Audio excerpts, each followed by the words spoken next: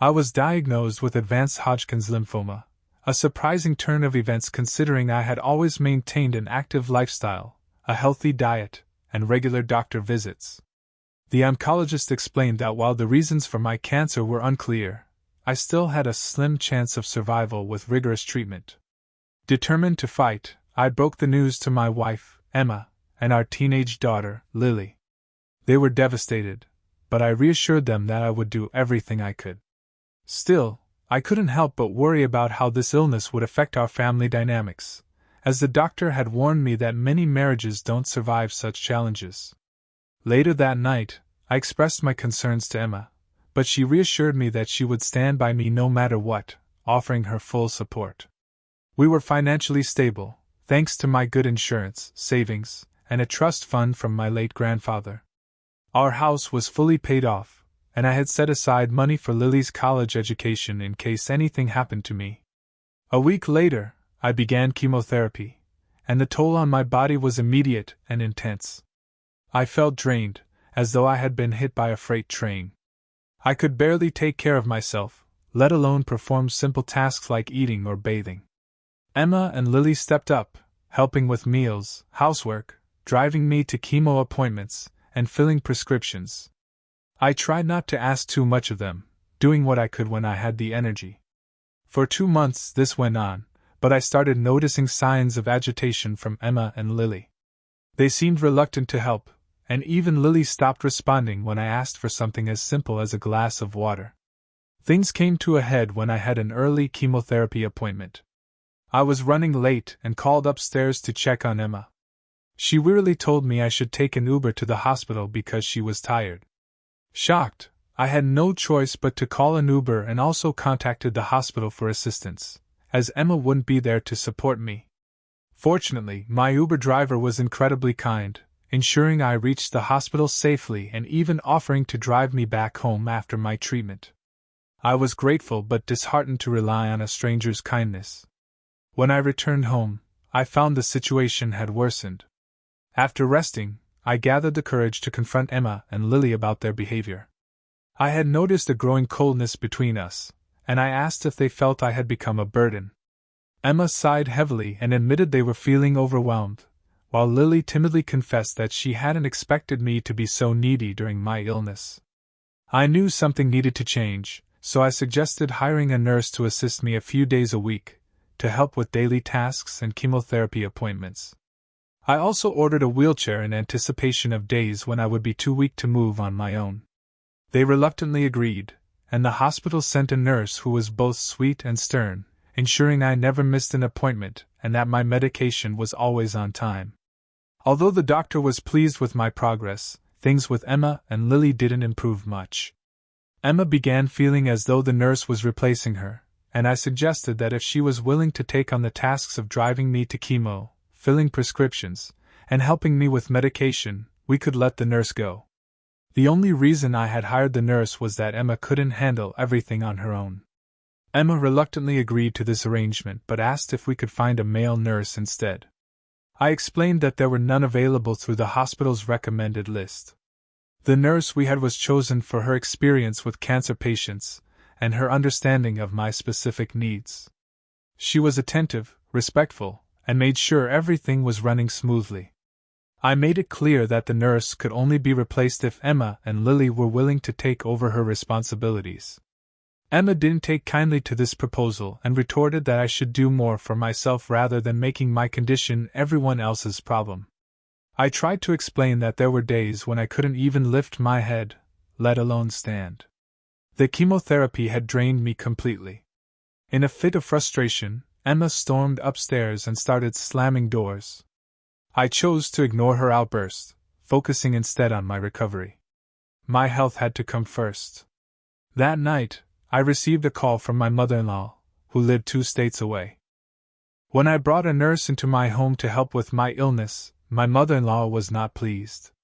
She expressed her displeasure about another woman being in her daughter's house, even though the house was technically in my name, as I had owned it before our marriage.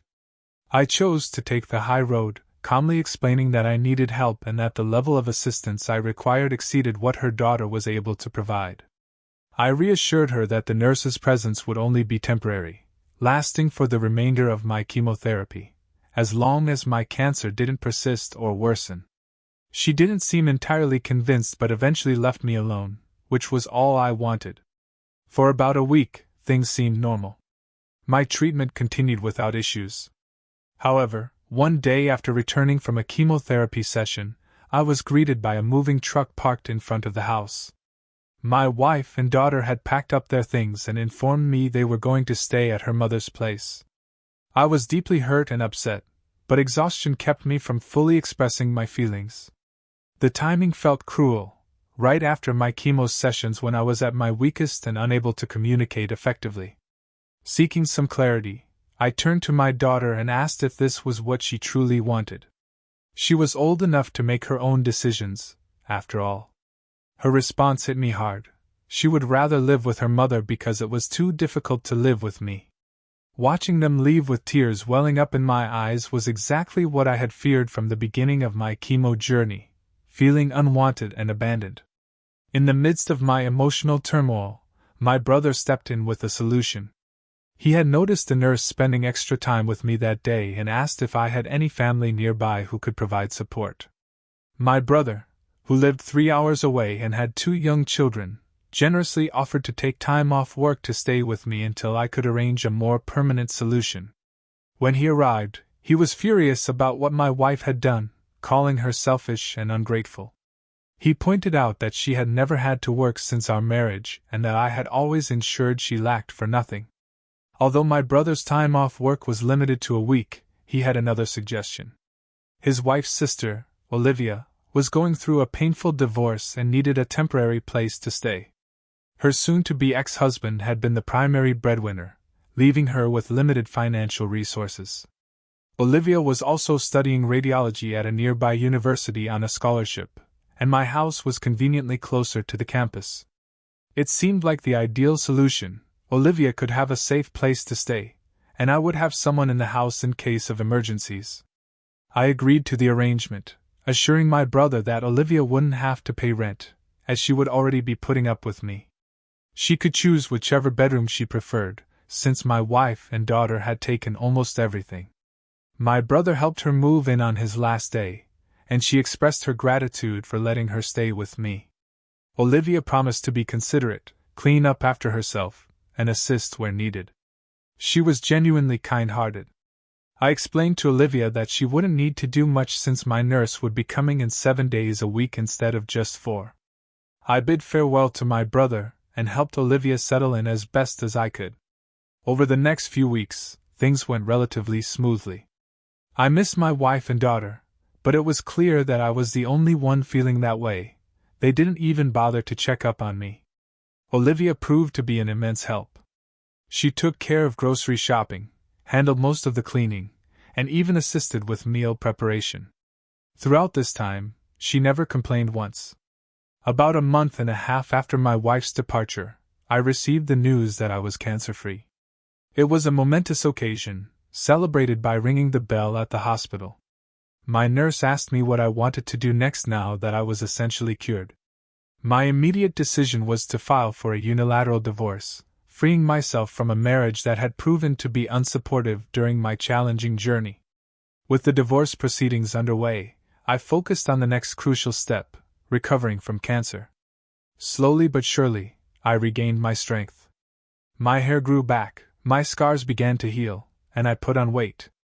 I stuck to my healthy meal regime, though I allowed myself some cheat days to enjoy the meals I had missed during my illness.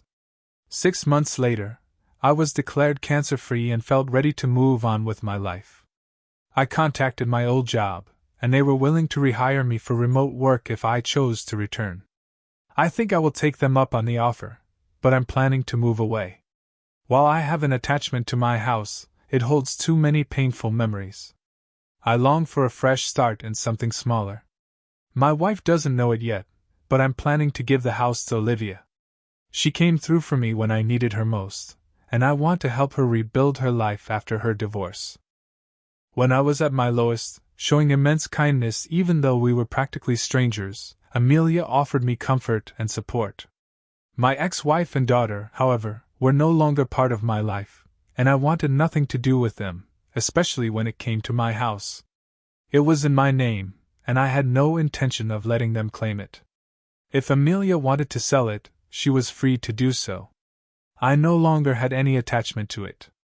I've settled into a new life in a quiet neighborhood in the countryside, and I've grown to appreciate the friendly people around me, including Amelia. She's a widow with children scattered across the country, visiting only for holidays. One evening, she invited me over for drinks and shared her heartbreaking story of losing her husband to lung cancer.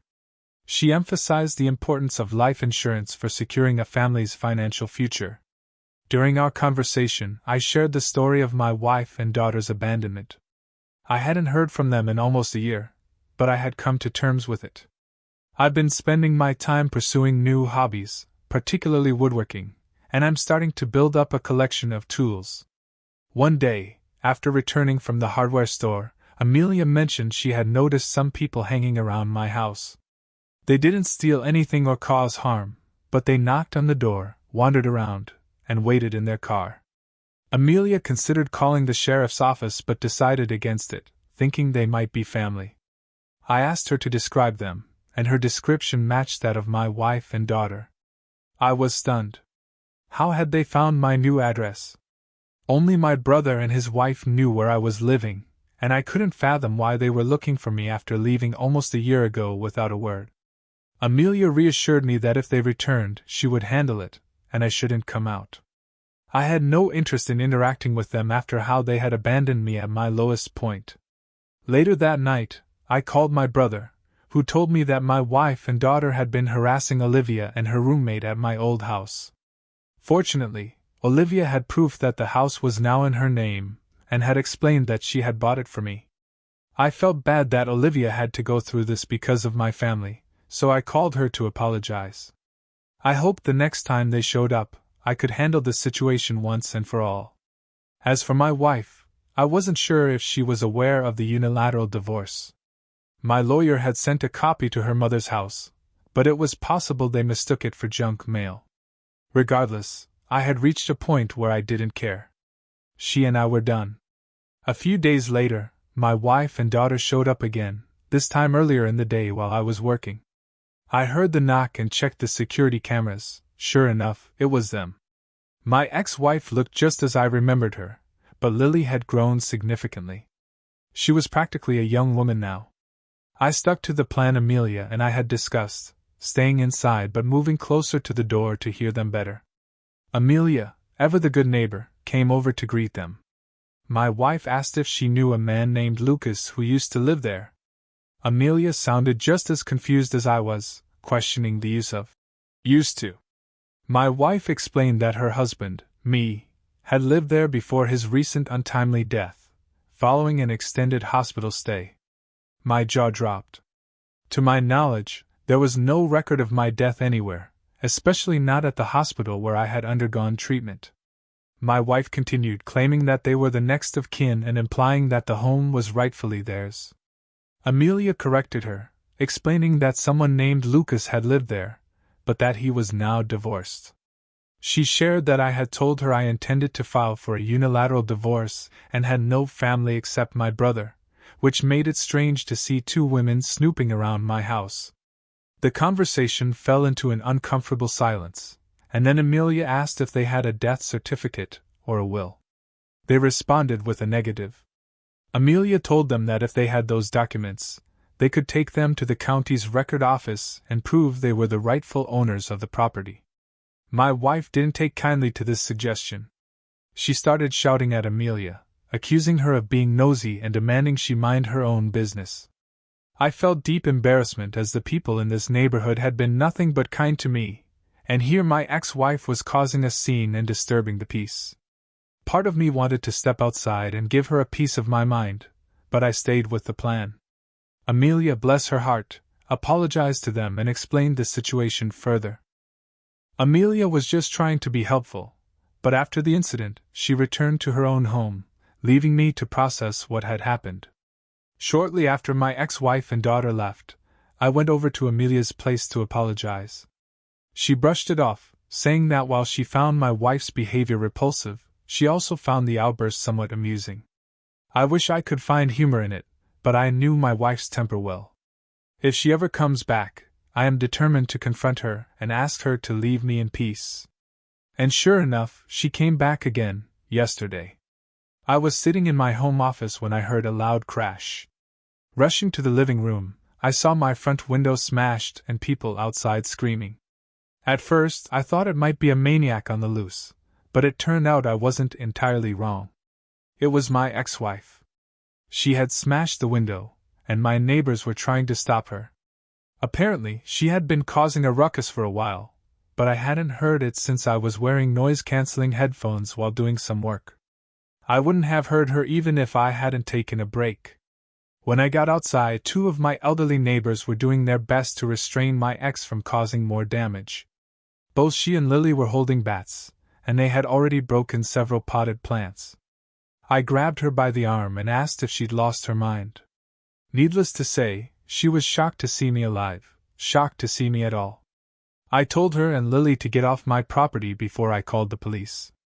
Unbeknownst to me, my neighbors had already called them. My ex seemed hurt by my words, asking why I hadn't contacted her after I got better. She insisted that she and Lily would have come back. I told her that when we got married, we made vows to stand by each other in sickness and in health, but she had broken those vows. I didn't want anything to do with her anymore. I had sent the divorce papers months ago. I told her again to leave, but then she brought up our daughter, mentioning that Lily would be going to college next year and couldn't afford tuition on her own. I told her that Lily was fine with abandoning me too, and I was ready to give up all my parental rights. I told her she should have thought of that before she left. I wanted nothing to do with either of them. That's when she went from upset to outright furious, calling me selfish and heartless. I found it rather amusing, given the circumstances. "You're the last person who should be calling anyone selfish," I shouted back. I called her an entitled jerk, and made it clear that I would ensure she never saw a dime from me again. Then, she swung at me with a bat just as the cops arrived. They immediately arrested both her and my daughter. When they asked if I wanted to press charges, of course I did. My ex and daughter cried loudly as they were loaded into the back of the police car, but I felt no sympathy for them. I had everything on camera, including my wife smashing the window, and I had already submitted the footage to the police. After work, I ordered a new window and cleaned up the glass. Someone would come to deal with it tomorrow, but for now, a makeshift tarp was keeping out the elements. Amelia gave me some buckets to put my plants in until I could replace the pots. Curious about what had brought my ex-wife back, I did some digging.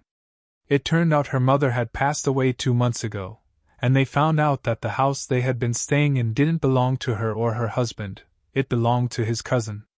The cousin had decided to sell it and kick them out.